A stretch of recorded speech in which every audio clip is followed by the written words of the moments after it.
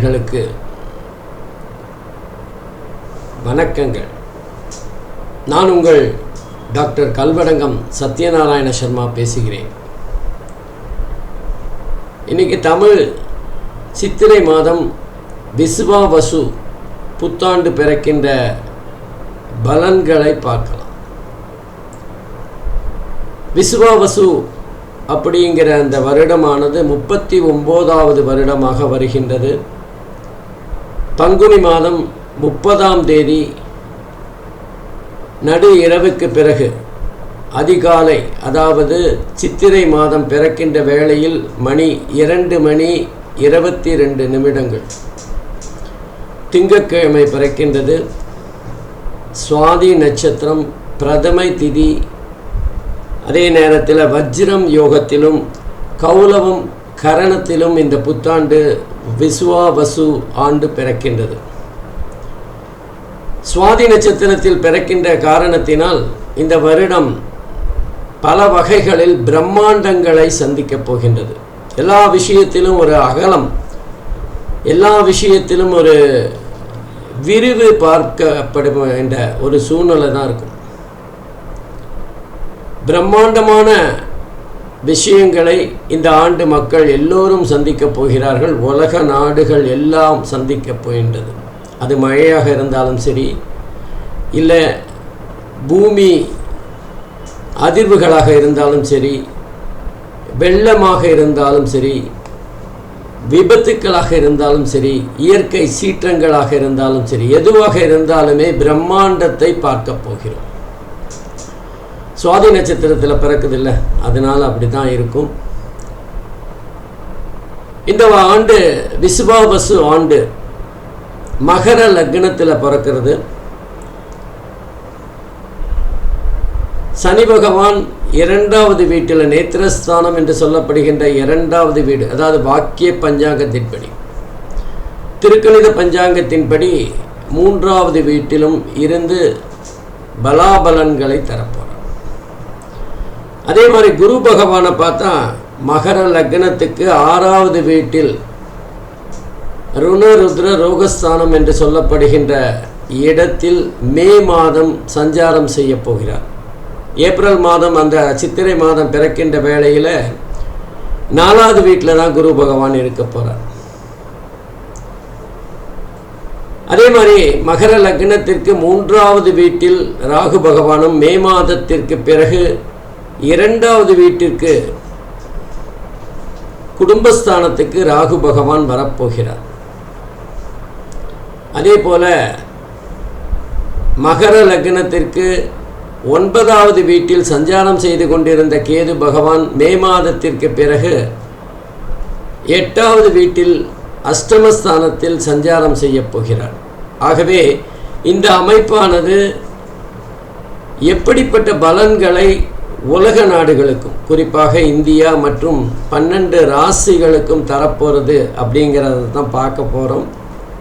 வாங்க ஒவ்வொரு விஷயமாக பார்க்கலாம். இந்த விசுவாவசு வருஷத்தில் ஆதாயம்னு பார்த்தீங்கன்னா அது 65 பங்கும், விரயம் அப்படின்னு பார்த்தீங்கன்னா 59 பங்கும் இருக்க போகிறது.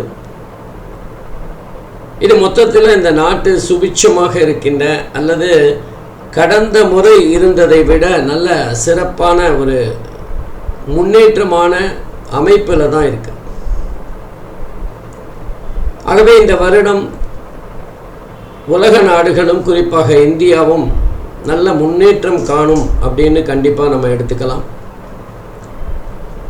குறிப்பாக சொல்லணும்னா நீதித்துறை, பங்குச்சந்தை, கலைத்துறை போன்ற விஷயங்கள் வெகுவாக மேன்மை பெறும், வளர்ச்சி பெறும், முன்னேற்றம் பெறும். புதிய புதிய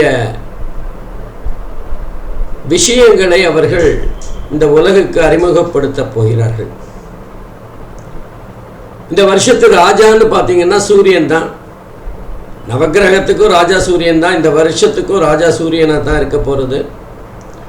அது மாத்திரம் இல்லாமல் சூரியன் இந்த வருஷம் 4 முக்கியமான துறைகளை தன்னுடைய ஆளுமையில் வைத்துக் கொள்ளப் போகிறார். ஆகவே இந்த வருடம் சட்டமும் நீதித்துறையும் நம்ம நாட்டை மிக மிக வலிமையாக ஆயப்போகிறது அப்படின்னு தான் சொல்லணும். நீதித்துறை தன்னுடைய உண்மையான சுயரூபத்தை காட்டப்போகிறது அப்படின்னு கூட எடுத்துக்கலாம். சட்டத்திற்கு எதிரானவர்கள் யாராக இருந்தாலும் அவர்கள் உடனுக்குடன் தண்டிக்கப்படுவார்கள் அல்லது அவர்கள் இனம் காட்டப்படுவார்கள். குறிப்பாக ராஜாவாக இருக்கிற அந்த சூரியன் மிக முக்கியமாக, அதாவது தலைமை பொறுப்புக்கு எப்படிப்பட்ட குணாதிசயங்கள் இருக்க வேண்டும் அப்படின்னு சொல்லக்கூடியவராக இருப்பார். குறிப்பாக இந்தியாவில் மிகப்பெரிய முன்னேற்றமும் மாற்றமும், உலக அரங்கில் இந்தியாவின் முக்கியத்துவம் வெகுவாக பேசப்படுகின்ற ஒரு சூழ்நிலையை பார்க்கலாம். வட மாநிலங்களில் கொஞ்சம் பொதுவாக வெள்ளப்பெருக்கு அதிகமாக இருக்கும். அதே மாதிரி தெற்கு பகுதியில் மிதமான மழை இருந்தாலும் சில பகுதிகளில் இயற்கையின் சீற்றத்தை காண முடியும். எவ்வளவு விஞ்ஞான முன்னேற்றங்கள் இருந்தாலும் அந்த இயற்கையின் சீற்றத்தை எதிர்கொள்வது என்பது மிக மிக சிரமமானது என்பதை மீண்டும் புரிந்து கொள்ளுகின்ற ஒரு தன்மை இருக்கும். புதிய புதிய வேகமான ரயில் போக்குவரத்துகள், விமான போக்குவரத்துகள் இதெல்லாம் அறிமுகப்படுத்தப்படும். ஆனாலும் மிகப்பெரிய 2 விபத்துக்களை இந்த காலகட்டத்தில் சந்திக்க போகிறோம். இந்த நேரத்தில் விஸ்வாவசு வருஷத்தில் மகர லக்னத்திற்கு அஷ்டமாதிபதி என்று சொல்லப்படுகின்ற சூரிய பகவான் சுகஸ்தானத்தில் சஞ்சாரிப்பதால் மக்களுக்கு ஏதாவது ஒரு வகையில் ஆரோக்கிய குறைபாடுகளை தரத்தான் போகிறார். மக்கள் நிம்மதியாக சுகமாக சந்தோஷமாக வாழ்வதில் ஒரு தயக்கம் இருக்கும், ஒரு தடை இருக்கும். கொரோனாவுக்கு கசின் பிரதர் போல புதிய ஒரு தொற்று இந்த வருடமும் மக்களை பீதியடைய செய்ய போகிறது. ஆனால் என்ன, டாக்டர்கள் கொரோனாவையே சந்தித்தவர்கள் இந்த தொற்றை இடது கையால் வெளியேற்றி விடுவார்கள். பெரிய பாதிப்பெல்லாம் இல்லைன்னாலும் மக்கள் பதற்றம் அடைகின்ற ஒரு சூழ்நிலையை தான் பார்க்க போகிறோம். இந்த விஸ்வாவசு வருஷத்தில் உற்பத்தி அதிகமாக இருந்தாலும் மக்கள் விலைவாசி உயர்வால் சற்று சலனமடைகின்ற சூழ்நிலையை பார்க்கலாம். பொதுவாக இந்த நேரத்தில் வளர்ச்சி என்பது அங்கொன்றும் இங்கொன்றுமாக இருந்தாலும் தனிநபர் வருமானம் என்பது மிக அதிகமாக இருக்கின்ற ஒரு சூழ்நிலையை பார்க்கலாம். சரி, தனிநபர் வருமானம் அதிகமாகிடுச்சேன்னு சந்தோஷப்பட முடியும்னா அதுவும் முடியாது. ஏன்னா விலைவாசிக்கு தான் அது போய் சேரும். மக்களுக்கு அந்த அதிகப்படியான வருமானம் என்பது எந்த வகையிலும் சேமிப்பாக மாறாது. வரியாகவோ அல்லது விலைவாசி உயர்வாகவோ அது கபலீகரம் செய்யப்படும். ஆகவே இந்த வருடமும் மக்கள் பணத்தை துரத்துகின்ற ஒரு சூழ்நிலையை தான் பார்க்கலாம். பொதுவாக இந்த விஸ்வாவசு வருஷத்தில் சூரிய பகவான் ராஜாவாகவும் மந்திரியாக சந்திரனும் இருக்க போகிறார்கள். குறிப்பாக 4 பதவிகளை சூரியனே பார்க்க போகிறார். குரு பகவான் சேனாதிபதியாக, அதாவது சஸ்யாதிபதியாக குரு பகவான் இருக்கின்ற காரணத்தினால், அதாவது மக்களுக்கான ஒரு கிரகமாக இருக்கின்ற காரணத்தினால் நீதி, நேர்மை, நியாயம் இதெல்லாம் வெகுவாக காப்பாற்றப்படும். நீதிமன்றங்கள் சட்டத்தை தன் கையில் எடுத்துக்கொள்ளும். தப்பு செய்யறதுக்கு மக்களும் பயப்படுகின்ற ஒரு சூழ்நிலை ஏற்படும். ஜெர்மன் நாட்டுக்கும் இந்தியாவுக்குமான நெருக்கம் அதிகரிக்கும். இந்தியர்கள் பலர் ஜெர்மன் நாட்டிற்கு வேலைக்காக செல்லப்படுவார்கள். அதே நேரத்தில் ஜெர்மன் நாடும் பல தங்களுடைய நிறுவனங்களை பல விதங்களில் இந்தியாவில் நிறுவுவதற்கான முயற்சிகளை மேற்கொள்வார்கள். இந்தியா மற்றும் ஜெர்மன் இருவருக்குமான புரிதல் மிக சிறப்பாக இருக்கும். ஒருவருக்கொருவர் தங்களுடைய வர்த்தகங்களை மேம்படுத்திக் கொள்ளுகின்ற முயற்சியாக இது இருக்கும். இந்த விசுவாவசு ஆண்டில் 2 சந்திர கிரகணங்கள் இந்தியாவில் தெரிகின்ற வகையில் இருக்கும்.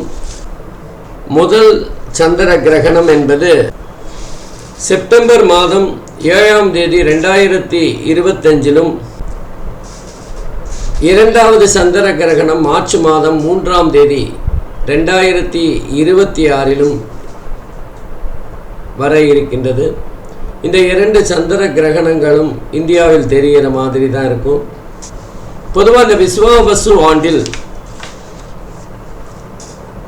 மத்திய மாநில அரசு புதிய வரி சலுகைகளை மக்களுக்காக தரும். இந்த காலகட்டத்தில் ஏற்றுமதி இறக்குமதி பாதிப்படையும்.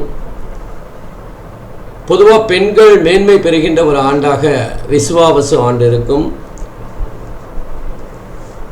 சில புதிய விளையாட்டுகளில் இந்தியா சாதனை புரிகின்ற தன்மையை பார்க்கலாம். உலக நாடுகளில் முதன்மை பெறுகின்ற தன்மையும் இருக்கும்.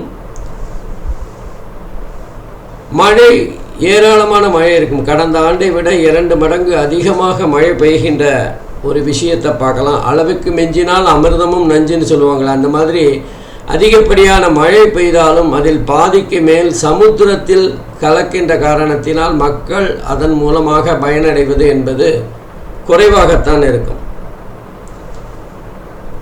மது, போதை வஸ்துக்கள் பெரிய அளவில் பிரச்சனை தருகின்ற ஆண்டாக இருக்கும். ஒரு பக்கம் வெள்ளம் இருந்தாலும் இன்னொரு பக்கம் குடிநீர் பிரச்சனை இருக்கின்ற தன்மையும் பார்க்கலாம். ஏற்கனவே சொன்ன மாதிரி புதிய விஷக்கிருமி ஒன்று உருவாகி அது மக்களை பீதியடைய செய்யும்.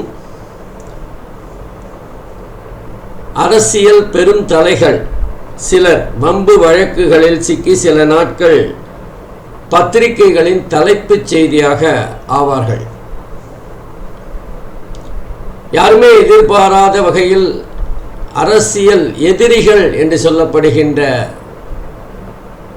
2 கட்சிகள் ஒன்றோடொன்று உறவாடுகின்ற தன்மையை பார்க்கலாம். அரசியல் குழப்பம் என்பது இந்தியா முழுவதும் இருக்கும். அங்கங்கே சில சிக்கல்களை தந்தாலும் ஒரு மாற்றத்திற்கான அறிகுறி தென்படுகின்ற வகையில் இருக்கும். வாக்கியப்படி பார்த்தோமேயானால் இந்த விசுவாவசு ஆண்டில் சனி பயிற்சி, குரு பயிற்சி, ராகு கேது பயிற்சி 3 பயிற்சிகளும் நடைபெற இருக்கின்றது.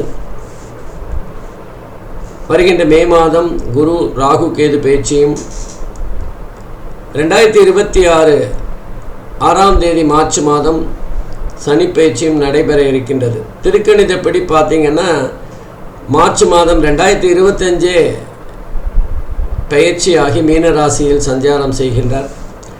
ஆகவே இந்த அமைப்புகள் எப்படி 12 ராசிகளுக்கும் பலன் தரப்போகிறதுங்கிறத பார்க்கலாம். அதுக்கு முன்னாடி இயற்கையின் சீற்றத்தினால் ஜப்பான், சீனா, தென் அமெரிக்கா, ஏற்கனவே மியான்மார் பாதிக்கப்பட்டதை போல இயற்கை சீற்றங்களால் பாதிக்கப்படும். அது வெள்ளமாக இருக்கலாம், விபத்தாக இருக்கலாம், பூமி நடுக்கமாக இருக்கலாம், ஏதோ ஒன்று. மனித சக்தியை மீறிய இயற்கையின் சீற்றத்தை சில நாடுகள் சந்திக்கப் போகின்றது. பொதுவாக இந்தியாவுக்கு அந்த மாதிரி பாதிப்புகள் இல்லைன்னாலும் இந்தியாவின் வட மாநிலங்களில் சில வெள்ளப்பெருக்குகளையும் சில வருத்தப்பட வேண்டிய விபத்துக்களையும் பார்ப்போம். ஆகவே இயற்கை சீற்றத்தினால் சில மனித உயிர்களை பலி கொடுக்க வேண்டிய ஆண்டாகவும் இது அமையும். பொதுவாக நம்ம பார்த்தோன்னா இது ஆதாயம் அதிகமாக இருக்கிற ஒரு ஆண்டாக இருந்தாலும், மக்களிடம் பணம் கையில் அதிகமாக புரண்டாலும் சேமிப்பு என்பது மிக குறைவாகத்தான் இருக்கும். அதனால் அரசாங்கம் பெரிய அளவில் பயன்பட்டாலும் மக்களுக்கான பயன்பாடு என்பது ஓரளவிற்கு முன்னேற்றத்தை தரும். சரி, 12 ராசிக்கும் பலாபலன்களை பார்க்கலாம். அதனால் சிம்ம ராசி அன்பர்கள் கவலைப்பட வேண்டிய அவசியம் இல்லை, இதுவும் கடந்து போகும் அப்படிங்கிற மாதிரி நிச்சயமாக கண்டிப்பாக இதை அவங்க எதிர்கொள்ளப் போகிறார்கள். ஆனால் அந்த அஷ்டமத்து சனியோட பாதிப்பு கொஞ்சம் இருக்கத்தான் செய்யும். உடல் ரீதியாகவும் ஒரு அசதி, டயர்ட்னஸ், நம்ம என்ன செய்கிறோம், நம்ம இதனால் முடியுமா முடியாதா அப்படிங்கிற ஒரு நம்பிக்கை இல்லாத ஒரு கொஞ்சம் சோம்பேறித்தனமான செயல்பாடுகள் தான் இருக்கும். அது மாத்திரம் இல்லை, நம்ம வண்டி ஓட்டும்போது, வாகனம் ஓட்டும்போது அல்லது வீட்டில் ஏதாவது வேலை செய்யும்போது கொஞ்சம் கவனமாக இருக்கணும். சின்ன சின்ன அடிபடக்கூடிய வாய்ப்புகள் இருக்குது, விபத்துக்கள். இப்போ கேஸு நம்ம வைக்கிறோன்னா கொஞ்சம் கவனம் இல்லாத போது கையில் சூடு பட்டுக்கிற ஒரு வாய்ப்பு இருக்கும். கத்தி பயன்படுத்துகின்ற போது கையை கட் பண்ணக்கூடிய வாய்ப்புகள் இருக்கும். இந்த மாதிரி சின்ன சின்ன காயங்கள் ஏற்படுகின்ற ஒரு சூழ்நிலையை தான் அந்த 8வது வீட்டில் இருக்கிற அந்த அஷ்டமத்து சனி பண்ணுவார். சில அவமானங்களை ஏற்படுத்துவார். பொதுவாக சிம்ம ராசி அப்படின்னாலே கொஞ்சம் கம்பீரமான, அவங்களுக்குன்னு ஒரு பெரிய கௌரவத்தை எதிர்பார்க்கின்ற ஒரு ராசி. அந்த ராசிக்கு இந்த அஷ்டமத்து சனி கொஞ்சம் அவமதிப்புகளை ஏற்படுத்துவார், கொஞ்சம் அவங்களுக்கு சிரமத்தை ஏற்படுத்துவார், அவங்களோட மரியாதை குறைவை ஏற்படுத்தக்கூடிய வாய்ப்புகள் இருக்குது. அதனால் தேவையில்லாத இடத்துல நம்முடைய ஆலோசனைகளை சொல்கிறதோ அல்லது தேவையில்லாத இடத்தில் நம்முடைய மூக்கை நுழைப்பதோ நிச்சயமாக அவர்களுக்கு அவமானமாக மாறக்கூடும். கொஞ்சம் கவனமாக இருக்கணும். பண விஷயத்தில் கவலைப்பட வேண்டிய அவசியம் இல்லை. அவர்களுக்கு ஆதாயம் 11 பங்குன்னா விரயமும் 11 பங்கு, லாப நஷ்டம் எல்லாமே சமமாக இருக்கின்ற ஒரு சூழ்நிலையை தான் பார்க்கலாம். பணம் கையில் வந்து போகும் அல்லது நம்முடைய செலவுக்கேற்ற அளவுக்கு பணம் கையில் வந்து போகும். பயப்பட வேண்டிய அவசியம் இல்லை. வருமானத்தை பற்றி கவலைப்பட வேண்டிய அவசியம் இல்லை. வியாபாரம் நல்ல சிறப்பாக இருக்கும். அதே நேரத்தில் லாபஸ்தானம் என்று சொல்லப்படுகின்ற 11வது இடத்துல குரு சஞ்சாரம் செய்கிற காரணத்தினால கொஞ்சம் பணம் அபரிமிதமாக கையில் புரளுகின்ற ஒரு சூழ்நிலையை பார்க்கலாம். வருமானம் பல விதங்களில் வருகின்ற ஒரு சூழ்நிலையை பார்க்கலாம். நம்ம ஏதாவது முதலீடு செய்திருந்தால் அல்லது பங்குச்சந்தையில் நம்முடைய முதலீடுகள் இருக்குமேயானால் அதில் லாபம் வருகின்ற சூழ்நிலையை பார்க்கலாம். வியாபாரத்தில் புதிய புதிய முயற்சிகளை செய்கின்ற சூழ்நிலையை பார்க்கலாம். ஆனால் அதே நேரத்தில் சிம்ம ராசியிலேயே கேது பகவான் இருக்கிறதுனால திடீர்னு நமக்கு ஏதாவது உடல் அசதிகள் அல்லது தேவையில்லாத ஒரு டயர்ட்னஸ், என்ன காரணம்னே தெரியாத சில வியாதிகள், இதெல்லாம் வந்து போகக்கூடிய வாய்ப்புகள் இருக்குது. கேது பகவான் எப்போ ராசியிலே அமர்ந்திருக்காரோ அப்போ அந்த ராசிக்குரிய பொதுவாக ஒரு ஜாதகருடைய ராசி தான் அவங்களோட முயற்சி, அந்த ஜாதகரை பற்றி சொல்லுகின்ற ஒரு விஷயம். கேது தான் எந்த ராசியில் இருக்காரோ அந்த ராசிக்குரிய பலாபலங்களை, அந்த காரகத்துவத்தை சற்று குறைக்கக்கூடியவராகவோ அல்லது அதில் சில பாதிப்புகளை ஏற்படுத்தக்கூடியவராகவோ இருப்பார். அப்போ கேது பகவான் சிம்ம ராசியிலே இருக்கிறதுனால சிம்ம ராசி அன்பர்களுடைய கம்பீரம், அவர்களுடைய தோற்றம், நடை, உடை, பாவனை, அவர்கள் எடுக்கின்ற முடிவு, இதிலெல்லாம் சின்ன சின்ன தடைகளை ஸ்பீட் பிரேக்கர் மாதிரி ஏற்படுத்திவிடுவார். கேதுவில் ராசியில் இருந்தால் 7வது வீட்டில் ராகு கண்டிப்பாக இருப்பார். ராகு அங்கே இருக்கும்போது குடும்பத்தில் கணவன், மனைவி, நண்பர்கள், நம்ம பார்ட்னர்ஸ், வியாபாரம் செய்கின்ற இடத்துல பார்ட்னர்ஸ் போன்ற இடங்களில் சில சச்சரவுகளை, சில சிரமங்களை ஏற்படுத்துவார், பிரச்சனைகளை ஏற்படுத்துவார். ஆகவே மொத்தமாக பார்த்துக்கிறப்போ சிம்மராசி என்பர்கள் கொஞ்சம் கவனமாக இருக்கணும். எல்லா இடத்தையும் ஏற்கனவே அஷ்டமத்து சனி பழி போட்டாச்சு அது மேலே மொத்தமாக. அப்போ அந்த அஷ்டமத்து சனியை எதிர்பார்த்து கொஞ்சம் நம்ம கவனமாக இருந்தோமேயானால் இந்த கஷ்டத்தை வெகு எளிதாக கடந்துடலாம். நம்ம எந்த நேரத்திலையும் மற்றவங்க விஷயத்தில் தலையிடக்கூடாது.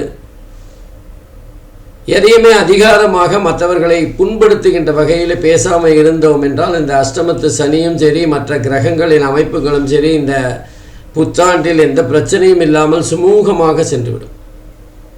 மெதுவாக ஒவ்வொரு அடியாக எடுத்து வைக்கலாம், ஒன்றும் தப்பு இல்லை. இந்த ஒரு வருஷம் நம்முடைய செயல்பாடுகள் மெதுவாக ஆனால் தப்பு இல்லை.